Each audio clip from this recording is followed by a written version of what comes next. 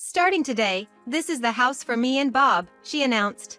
Her words, spoken so boldly and out of the blue, left me utterly speechless. This house was something my husband and I had meticulously planned and built over the years. We were finally looking forward to a tranquil and peaceful retirement life in this quiet piece of land. What on earth are you talking about? I asked in disbelief. Well, haven't we been living together all this while? As your son's wife, it's only natural that I live here.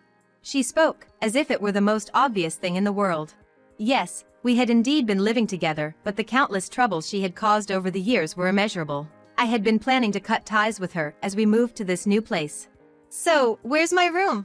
She cheerfully asked, prancing around a certain room like an overexcited child. I'll be taking the largest room. Old folks like you don't really need such a big space, do you? She added. Taken aback, I replied without thinking. What? You don't have a room here? What? She exclaimed, her eyes wide in surprise. It appeared she genuinely believed she would be living in this new house. Well, if you really want to live here that much, I responded. My words seemed to have struck a nerve as she turned beet red and angrily confronted me. Even after showing her a suitable living space, she seemed unsatisfied. I had made up my mind I was going to get back at this self-centered, greedy daughter-in-law of mine. My name is Catherine Sanders. Until recently, I was working as a caregiver. After retiring in my 60s, my husband, who also retired around the same time, and I have been enjoying our peaceful days together. It was in my late 20s when I married my husband and gave birth to our son.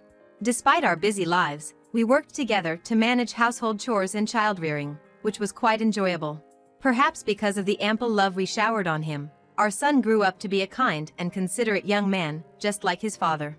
After getting into a prestigious university, our son landed a job in a major corporation and has been doing well. Now in his 50s, he remains as caring and thoughtful as ever. He always cares for us, and we all support each other without intruding too much into each other's lives. It was when our son was in his 40s that he brought home the woman he wanted to marry. The woman came across as friendly and seemed like a confident person who wouldn't shy away from meeting new people. My husband and I had an enjoyable conversation with her and thought we could rest easy with such a responsible daughter-in-law. However, we realized that this was just a facade after she married our son. Our daughter-in-law turned out to be very self-centered and selfish.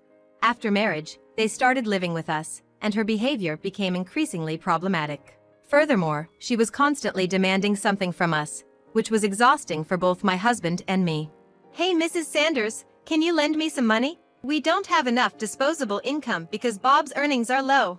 Our daughter-in-law, who had been so amiable at our initial meeting, began to make outrageous demands as soon as she married our son. I regretted giving them permission to marry. If I had known she was like this, I would have definitely said, you should reconsider. Listen here, Linda. Most people don't squeeze their in-laws for money. You should resolve your issues between you and your husband. When I replied calmly, my son's wife, Linda, began to yell as she usually does. Don't you care that I'm in trouble? This is why I can't stand old-fashioned people like you. Aren't you getting enough money for living? You're being supported by my son's earnings, so if you want to spend money freely, why don't you get a job? Enough. I don't want to hear your nitpicking anymore. Linda continued to insist on borrowing money, despite knowing she always loses to my sound arguments. Living under the same roof and dealing with her rude behavior every day is utterly exhausting. Linda is a stay-at-home wife, but does not lift a finger around the house. Despite Bob working hard and bringing in the income, all she ever does is complain about the house being too dirty and unbearable. Though she's Bob's wife, I'd reached the end of my rope with her. Since Linda moved in with us, our lives have been continuously disrupted. Even though she has a husband, she takes it for granted that she can play around until the early hours of the morning. She would be on the phone loudly, even late at night, or would act self-centered towards me while I'm preparing meals, like saying, I want to eat meat today. I doubt even a teenager would act so arrogantly. My husband and I felt it was ridiculous to cater to Linda, who is, after all, an outsider to us, and there were times when we would just leave the room without engaging with her. We saw no need to bend over backwards for such a disrespectful person. However, Linda seemed displeased with our attitude, and there were instances where she would throw tantrums in anger. She has a troublesome nature, acting out and causing havoc when things don't go her way. It seemed that even Bob was worn out dealing with such a wife. Mom, Dad, I'm sorry. If I'd known she was like this, we wouldn't have moved in together. One evening, in Linda's absence, as she was out enjoying another night of partying, Bob apologized to us. Bob felt incredibly guilty for causing trouble to us due to the cohabitation, more than his own hardship. His kind-hearted nature probably prevents him from kicking her out, despite everything. Bob's considerate nature is a virtue, but he doesn't need to be so involved with someone who hurts him and treats him unfairly. We understand you're the one who's having the hardest time, Bob. But you're the one who needs to decide how to deal with Linda from here on out, my husband said, with a mix of kindness and sternness. Bob nodded in response. Don't worry, I've got it under consideration. With that little push from my husband, it seemed like he had made up his mind about something. Unaware that she was being treated as a problem in this house, Linda was out partying again that night. Is it true you guys are building a new house? She asked us out of the blue one day. We're currently living in a house that's about 70 years old. My husband and I had been planning for years to use our savings to build a new house when we retire. When we first met, I mentioned it, but it seemed like Linda didn't really listen, as she reacted as if hearing it for the first time.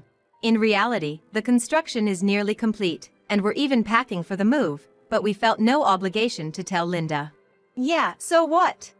I responded curtly. Upon hearing my reply, Linda began to pound on the table in protest. Why are you building a house for yourselves when you won't be around for much longer? You should build a house for Bob and me. We might even have a child in the future, and we don't have our own house yet. Isn't it only fair that you provide at least the down payment? Her demands were unbelievable. It's true that sometimes parents provide the down payment when their child buys a house. But I hadn't heard anything about Bob and Linda planning to buy a house. And both Bob and Linda are already in their 50s. I had heard they had no intention of having children and they were both okay with it, so I was surprised to hear her use that as a bargaining chip. You said you weren't planning on having kids. And whether or not you have children, you and Bob are fundamentally the ones who should bear the cost of building a house. Do you think all parents should provide the down payment? At my words, Linda's face turned beet red. It seems that Linda is angry because she was told the truth. It's so unfair that you get to live in a new house while we don't. After throwing out that inexplicable parting shot, Linda stormed upstairs. I'm the one who's furious, being asked for money when they have no plans to buy a house. All Linda wants is to find a way to extract money from us. I'm sure she doesn't have the slightest intention to use the money she gained for her life with Bob. Both my husband and I had grown weary of dealing with selfish Linda. We decided that, once we moved to our new home, we'd finally sever all ties with her. A few weeks later, our new house was completed and we, along with my husband, started to prepare for our new life by sending over our belongings. Because we were already physically drained, we had the movers and Bob assist us and steadily progress was made.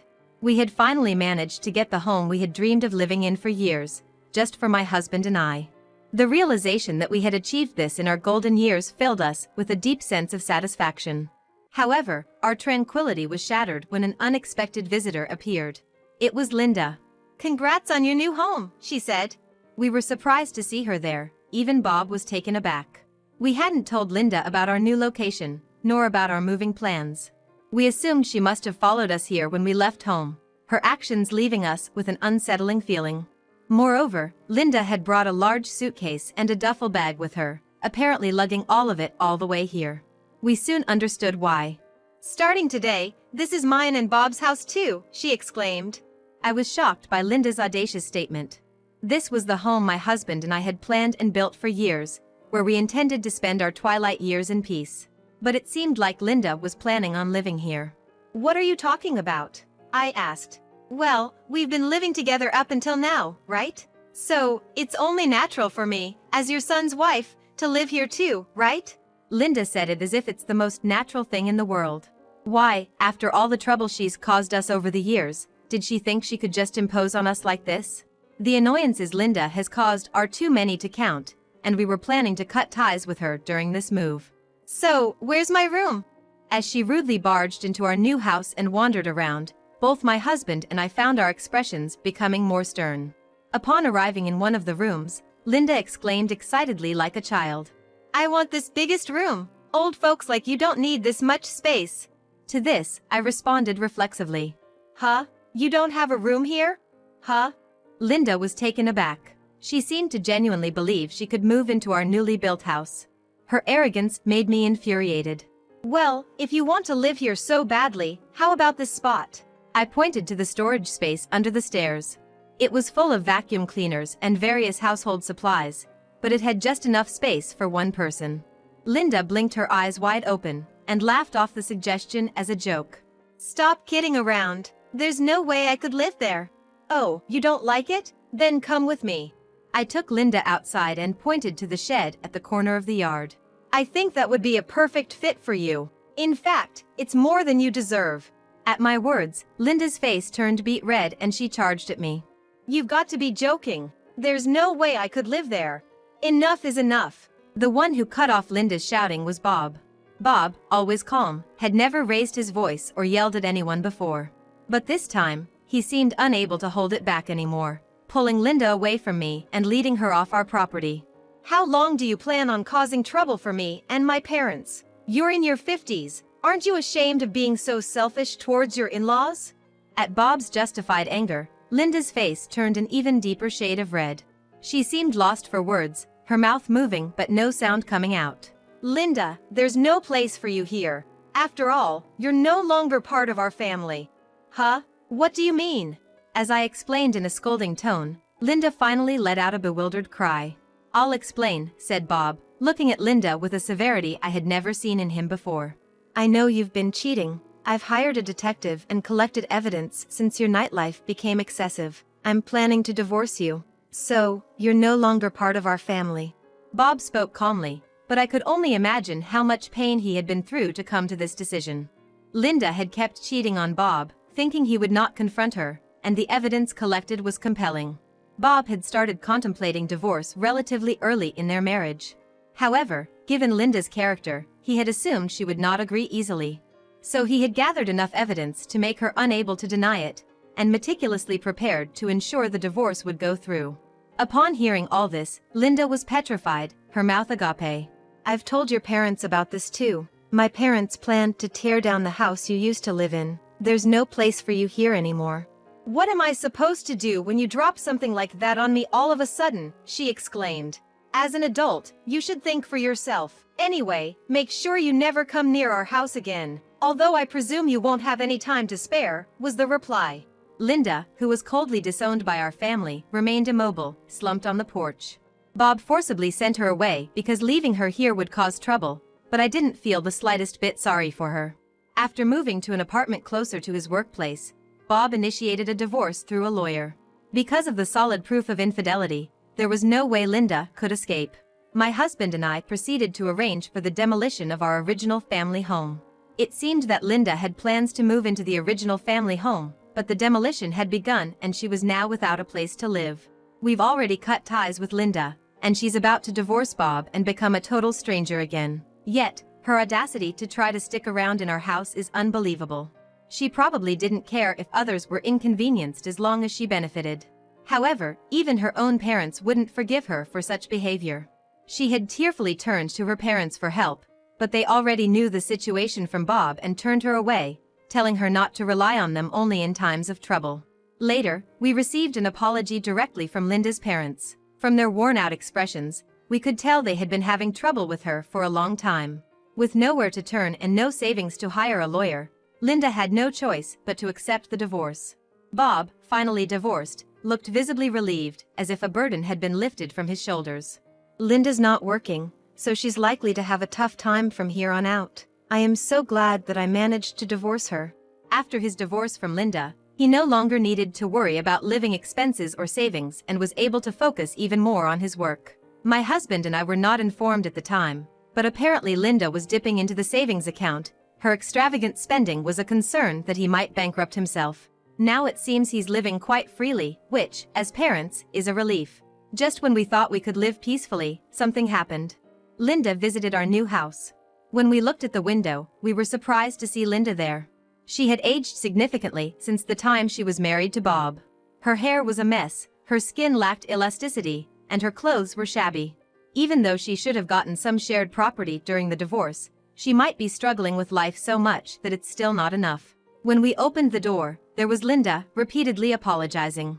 Whether she was sincerely apologizing or not, either way, not a shred of sympathy was aroused in us. "What do you want?" "I am so sorry for everything. I have lost my home, my parents have disowned me, and I have nowhere to go. Please let me live here." After all she had done, did she really think we would let her into our house if she begged enough? If so, her thinking is way too superficial. Do you realize what you're asking, after all you've done? You didn't contribute to the household chores while living with us, and you spent my son's money. There is no benefit for us if you live here. We are not a family anymore, you know? I know. It was my fault. So please let me live here. Linda's apology lacked a sense of guilt. She didn't understand why she had been kicked out of the house and served with divorce papers.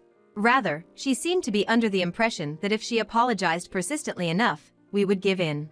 Enough. You made both us and our son suffer for a long time, always asking for money, without any consideration, always selfish. Why would we want to let a person like that into our home? Please go back. As we coldly responded, as expected, Linda glared at us with anger-filled eyes.